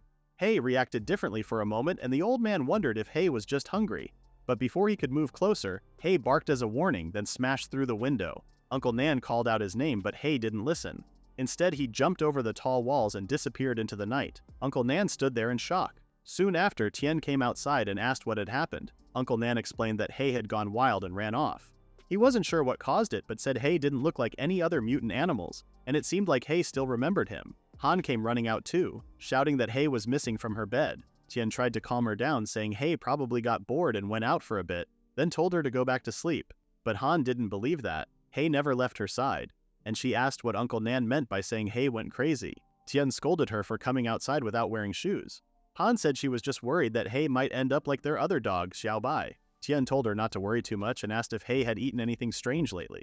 Han suddenly remembered and said Hay ate something from Tian's box, the one with the glowing nuts. That's when Tian realized Hay had eaten the level 4 divine grain seeds. He guessed the seeds made Hay evolve, but he didn't understand why Hay lost control. Tian kept calling for the system to explain what was going on, but there was no reply. He made up his mind to go and look for Hay. Before leaving, he told Han to be a good girl and go back to bed. Han begged him to bring Hay back no matter what. Tian promised he would because Hay was part of their family. Meanwhile, Hay ran through the forest. He felt very hot. He had a strong urge to attack something and bite the throats of living creatures. But he couldn't harm humans. If he did, he would never be allowed to return to his young master. A hooded person nearby noticed Hay running past. The figure called Hay a sacred animal. The woman smiled in a strange way, feeling excited that she finally found the creature mentioned in the oracle. She believed that bringing Hay back would make her god very pleased. Not far from there, Tian was checking the reports from his drones. Hay wasn't showing up anywhere. Tian was in a rush. If the military found Hay before he did, Hay would be killed for sure. Suddenly, the same hooded woman appeared in front of Tian. She asked if he was searching for his dog. Tian asked which direction the dog went. Instead of answering, the woman started talking about the truth behind the end of the world. Tian told her again to just say where the dog went, but the woman kept talking, saying that young people had angered the gods and disasters were sent to punish humanity. She said the world wouldn't return to normal until every human was wiped out. She told Tian to join their group and confess honestly to their god to stay alive. Tian began to think the woman might be running a scam. Still, he asked what the requirements were to join. The woman explained there were different ranks in their group, each with its own rules and payments. As she went on about the fees, Tian interrupted and told her to at least learn how to trick people better. The woman became angry and said he was being disrespectful to God. Tian said sorry but explained that salvation couldn't be earned by simply praying. He believed that only he could save himself. Then he drove away, leaving the woman behind. The woman glared at him as he left. She said that people who didn't believe in God would suffer in hell forever. She called him the lowest kind of person. In a flashback, Tian was resting by the side of the road while smoking a cigarette. Suddenly he heard noises nearby and walked through the thick bushes to check. There, he saw a dead dog lying on the ground. He guessed it had been hit by a car while trying to cross the road. Beside it, a small puppy was still trying to drink milk from its dead mother. Tian gently picked up the puppy, surprised that it was still alive. From how the body looked, he could tell the mother had been dead for a few days. He thought the little puppy was tough for surviving this long. He told the puppy that many others had lost their parents too. He decided to take the puppy home with him. Back in the present, Hay was biting a man's leg. The other bodyguards around them were alert and ready for a fight. Then, Bai Jing arrived and asked how a mutated beast had gotten inside. One of the guards explained that someone had been smoking in the nearby woods and had tossed a cigarette butt at the beast. That made it angry, and it attacked them. The guard said the beast had been hiding in the bushes until they noticed it. Bai Jing was surprised by this. He remembered that low-level mutant beasts usually wandered around without thinking. He guessed this one might be a high-level mutant. He also saw that the beast didn't try to kill the guard but only made sure he couldn't fight. Even more surprising, the beast seemed to understand how dangerous guns were and used the guard as a shield. Bai Jing thought it was smart and believed it could be the answer to the V-virus problem. It might be the perfect mutant he had been searching for. He quickly told everyone to gather and catch the beast before the military police showed up. He reminded them to use tranquilizer guns and sedatives so they could capture it alive. Someone handed a tranquilizer gun to Bai Jing. He told the others with guns to aim at the beast's legs. He took aim and fired.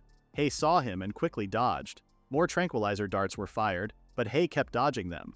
Then regular bullets hit him, and he started to fight back. While Bai Jing and the others were reloading, Hay took the chance to escape and ran into the thick dark forest. At the same time, Tian received a report from his drones. They had found a large dog paw print nearby. He quickly rode his bike to the location and saw fresh prints and blood on the ground. He could tell they belonged to Hay and wondered how the dog got injured. On a nearby road, Hay was being chased by several cars. Inside one of the cars, Bai Jing thought it was the fastest mutant he had ever seen. The thought of catching it made him even more excited. While Hay ran, his muscles moved smoothly and with power. Bai Jing was sure he wanted to catch him no matter what. At the same time, Tian got a message from his drones confirming that the target was close. He asked for a live video feed and saw Hay being chased. He told the drones to zoom in and then noticed the same nerdy guy he had seen earlier.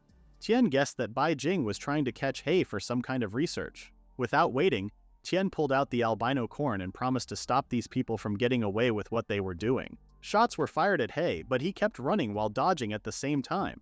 Bai Jing gave a quick order to his men to surround the beast from both sides and push it toward the old factory ahead. His men followed the command and moved right away. He saw what they were doing and quickly jumped to the side.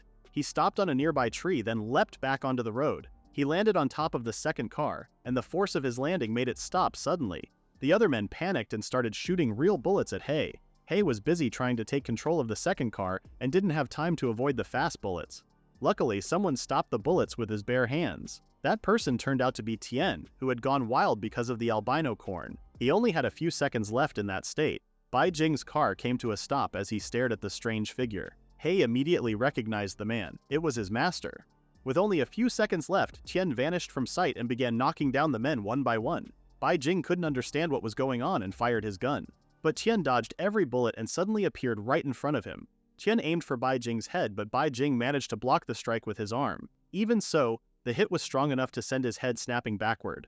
With only 2 seconds remaining, Tian jumped back to create some distance. But then he froze. The corn had a side effect that rendered him immobile afterward. Bai Jing was thankful he had blocked just in time, or he might have died. He quickly realized that Tian was a real threat and needed to be stopped. He pointed his gun at him. Before Bai Jing could pull the trigger, He bit into his neck. The sudden bite made his aim shift and the bullet ended up hitting Tian's shoulder instead. He's fangs sank deep into Bai Jing's neck. Later on, Tian slowly woke up while lying on He's back. In a weak voice, he called out his pet's name. He was carrying him, even though he was tired and hurt himself. When He noticed Tian had woken up, he gently let him down on the ground and then collapsed next to him. Tian walked over and asked if He was alright, but he saw something strange.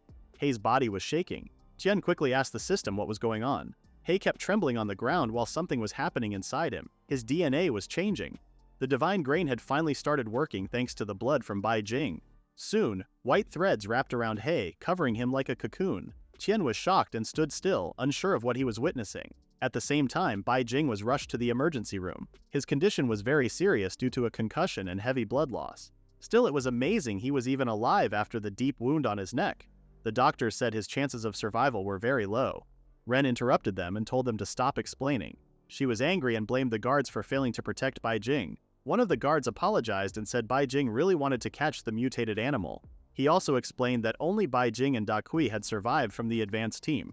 Ren told them to stop making excuses and demanded to know who the attacker was. The guard replied that they didn't see anything except a very fast flash of white light. Ren, clearly frustrated, said he should at least make up a believable story. But the guard insisted he was telling the truth. Ren couldn't believe that these guards were being paid, and yet all she heard from them were excuses. The doctor suddenly cut her off and said that Bai Jing's heart rate was dropping fast. Ren told them to save him, but the doctor said it was no use anymore. He suggested they listen to Bai Jing's final words while he was still alive. They gave Bai Jing a shot of adrenaline to wake him up. Bai Jing slowly opened his eyes and called out for Da Kui. He asked Da Kui to inject him with the V virus, but Da Kui said no. He explained that no human had ever survived it, and if it failed, Bai Jing would die in a worse way. But Bai Jing said it didn't matter if he died as a monster or like this. Either way, he would still be dead. This time he wanted to take a chance because he didn't want to lose without trying. They got everything ready, shackles to hold Bai Jing down and even a bomb collar, just in case he went out of control. Kui asked if Bai Jing wanted to call his family, but Bai Jing said no. To him, they were only connected by blood, not by heart. The doctor then injected the V virus into Bai Jing's body. Almost right away he started shaking and screaming in pain. His eyes rolled back as his DNA began changing in a painful and violent way. Ren and Da Kui just stood there, unable to do anything but watch. At the same time, the cocoon that covered He began to crack open. Tian stood frozen, staring as He slowly came out of it. But he wasn't the same anymore. He now stood on 2 legs like a human, but he still looked like a wolf. Tian had been confused and asked if the creature in front of him was really He. He stood still for a moment, looking dangerous, then suddenly grabbed Tian's shoulder and caused his bones to crack. At the same time, Uncle Nan kept telling Han to be a good girl and go to sleep. He said Tian would return soon with He. He asked her not to stay outside in the cold. Han told him she felt fine and would wait until her brother came back. She asked him to hold her hand so he could feel how warm she was. Uncle Nan couldn't believe someone could become healthy just by eating food from Tian's farm.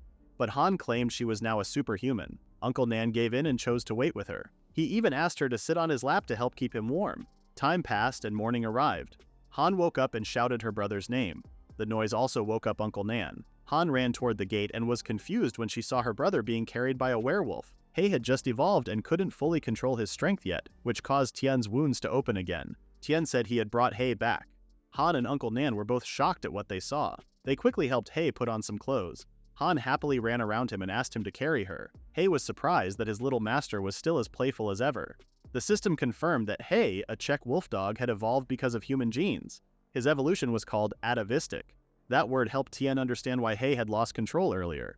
He also guessed that the human genes came from the bite He had received. Uncle Nan came back with a medicine box. Tien asked him to help remove the bullet from his shoulder. Uncle Nan was worried it might lead to an infection, but Tien said it would be okay. After removing the bullet, Tien pulled out a special carrot from his dimensional storage. Uncle Nan was shocked as he watched Tien take a bite. He guessed it was some kind of miracle medicine. Then, the flesh around Tien's wound started to shift and closed up as if nothing had happened. His bones even felt fixed, although the pain still remained. The genetic cells in all living things were always copying themselves. Old cells died and new ones took their place to keep the body alive. Most of the time, this process worked normally, and each new cell was an exact copy of the old one. But sometimes, under special conditions, a new gene appeared and replaced the original one. This was called a mutant gene. Scientists grouped gene mutations into two types. The first type was helpful, like what happened to Tien, Han, and He. These mutations gave their bodies new, useful abilities in addition to their normal ones. Tien called this evolution. The second type was harmful. Some creatures gained strong arms and legs and great power, but their genes had serious problems. Even if they somehow kept their minds, they didn't live long. They were just trying their best to survive. Meanwhile, Bai Jing suddenly woke up and broke free from his restraints. He stood up with sharp bones sticking out of his back. He asked himself if he had really survived. The doctors called it a miracle. No one had ever stayed conscious after being injected with the V virus. They said Bai Jing's survival meant the experiment could now move to the next stage and congratulated him. But Bai Jing didn't agree. He said it wasn't that simple. He had survived, but that didn't mean the virus had changed him perfectly. His mutation had failed. Even though he was now stronger and faster, his body had changed in harmful ways. He believed he only had about 7 days left to live unless he could find a perfectly mutated creature and take its DNA. He warned them that he was still going to die in 7 days. Bai Jing quickly put on his clothes. Not long after, Da Kui arrived and reported that a detective from the Southern Military Police had just shown up. He nervously suggested that the military should handle the investigation of the intruder. But Bai Jing reminded him that he had trained in many deadly fighting styles, won several trophies, awards, and badges, and was already stronger than most adults. He said it wouldn't be an exaggeration to call him one of the strongest men in the world. He believed no ordinary person could beat him in a straight fight. Because of this, he guessed the attacker wasn't fully human. Instead, he thought the attacker might be a perfect mutant, just like the dog they saw. Since the man had saved the dog, Bai Jing assumed they might have gotten their powers from the same place. Then he remembered, the attacker fought just like the thief from before. When Da Kui heard this, he became worried that Bai Jing's valuable research would be exposed. Bai Jing said he understood the risks, but reminded him that his evolution wasn't perfect yet. Still, the information they could gather might help him complete the process. He said he was willing to take the risk since he didn't have much time left anyway. Soon the two of them met Detective Yuan. Bai Jing apologized for how scary he looked. Yuan said it was fine and realized this must be the thing Bai Jing had warned would catch the military's attention. Bai Jing then revealed his chest and explained that he was in a condition no normal person could survive. He said his bones would keep growing because of the mutation and would eventually stab through his heart.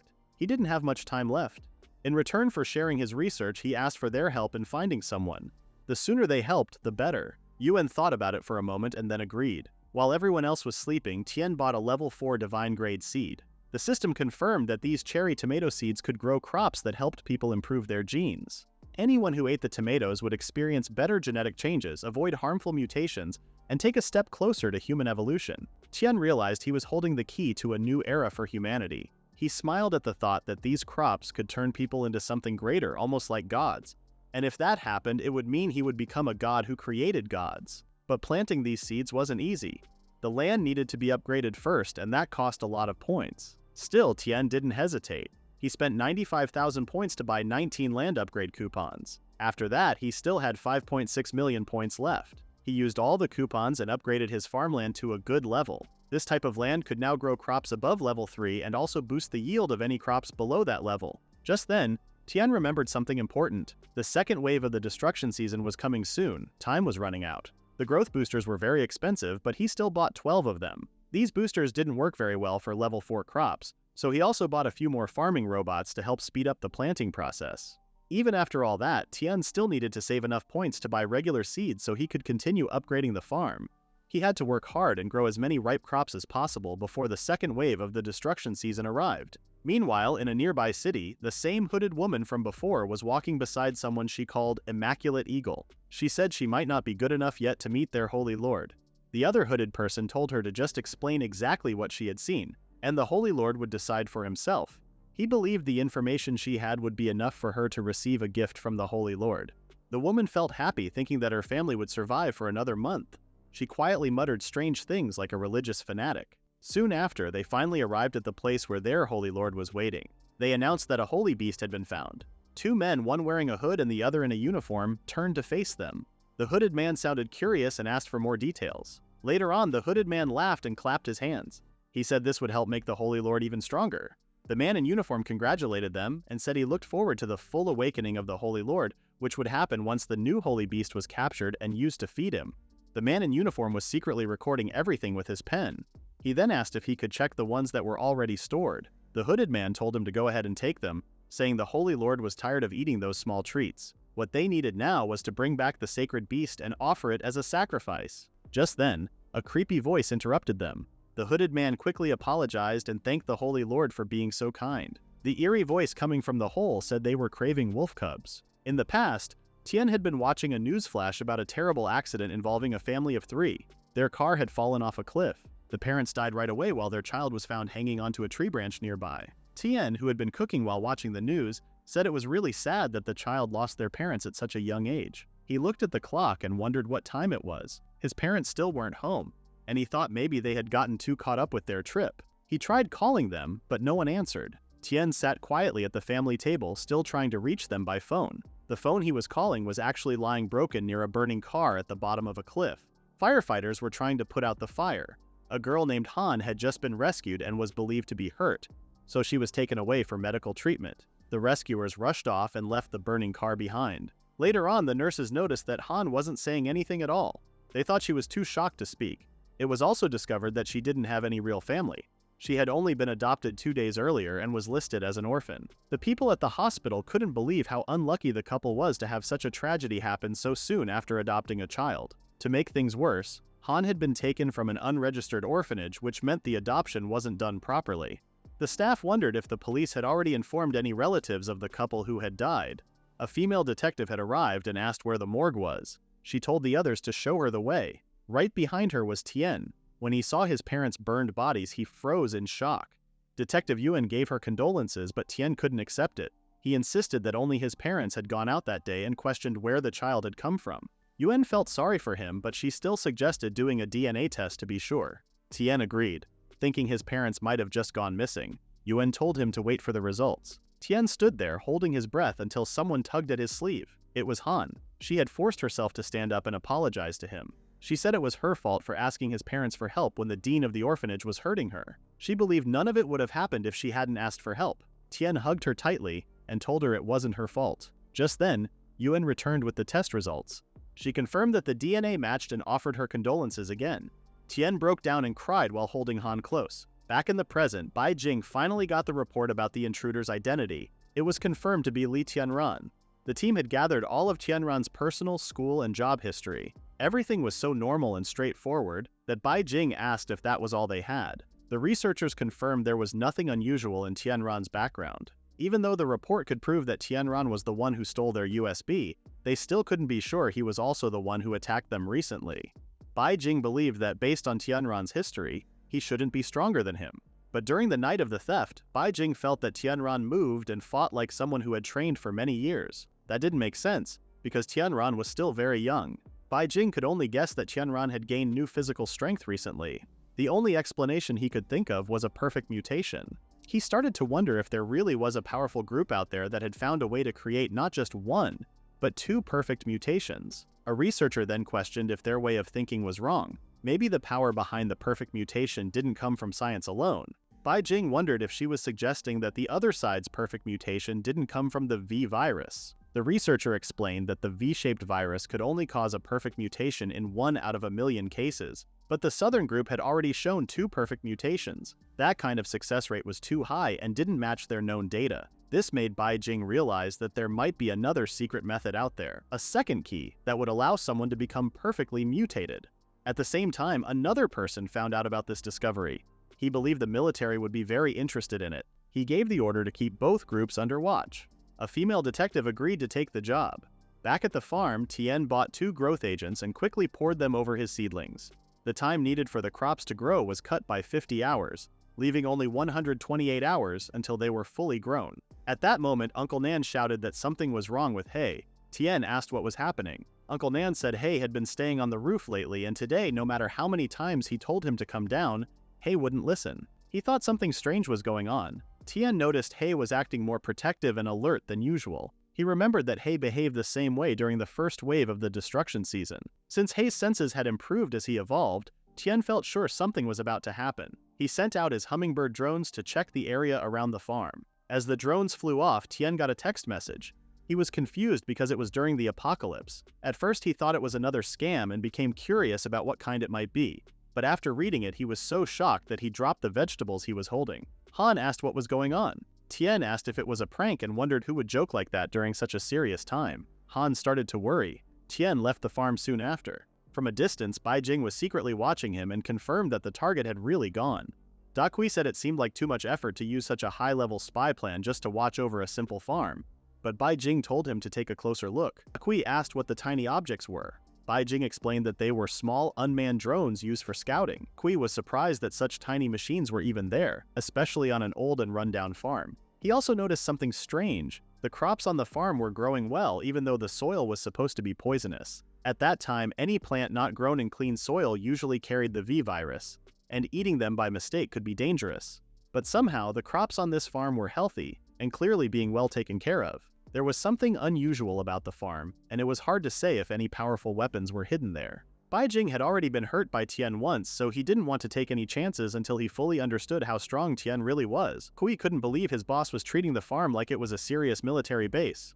But Bai Jing explained that he had already memorized the farm's layout. As for the weapons, he had ordered his team to destroy them using shockwave weapons. Since Tien was no longer there, they expected to face only one powerful mutant, and they believed they had a good chance of catching it. Bai Jing gave the signal for his team to move. The helicopters flying above the farm finally dropped their stealth mode and got into place to launch the shockwave. After scanning the area, the shockwaves were fired. Every electronic device inside Tien's house, including the electric fence, stopped working. Bai Jing said that after 3 rounds of shockwaves, nothing electronic in the area should work anymore. He then led his team down to the farm to begin their next move. Meanwhile, Tien went to the graveyard and stood in front of his parents' grave. He saw that the ground had been dug up recently.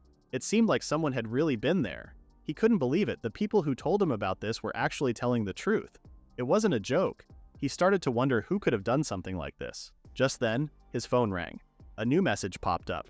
It said that the sender had his parents' ashes. The message asked if he had already seen it with his own eyes. They gave him 1 day to decide. The deal was simple. If he gave them the holy beast and one of his hands and feet, they would give back the ashes. Tien stared at the message in shock. He couldn't believe someone would even say such a thing. He called the person stupid in his mind. He thought that if his parents were still alive, they would be angry at him for even thinking about trading his arms and legs for their ashes. He imagined them yelling at him in his dreams. Still, he was confused about one thing. What exactly was the holy beast? The only one he could think of was Hay. He remembered how Hay went out for a walk the other night. Maybe that was when someone saw him. Tien quickly replied to the strange message. He said he wouldn't be controlled by a box of ashes. He told them they could do whatever they wanted with them, but he also promised that one day, he would send them to their own graves so they could kneel and say sorry to his parents. That moment made Tien realize something important. Someone was going after Hay. He was worried that if this person found out about Hay's powers, they would try to destroy him no matter what. He thought it might be the hooded woman he had seen earlier. But at the same time, he didn't think a big company like Tianrun Pharma would use dirty tricks like this just to get back at him. He still didn't know who was really behind it all. Suddenly, Tien's system gave him a warning. The farm was under attack. The alert said the enemies were using high-tech weapons and had a threat level of 99. At the same time, Bai Jing and his team arrived at the farm. They used thermal cameras to look for people inside the house. Bai Jing gave the order to surround the building, but one of the soldiers told the others to stop. He noticed that the heat signals had suddenly disappeared. He found it strange and wondered where the targets had gone. Up on the roof, Han and Hei were already waiting, staring down at the soldiers below.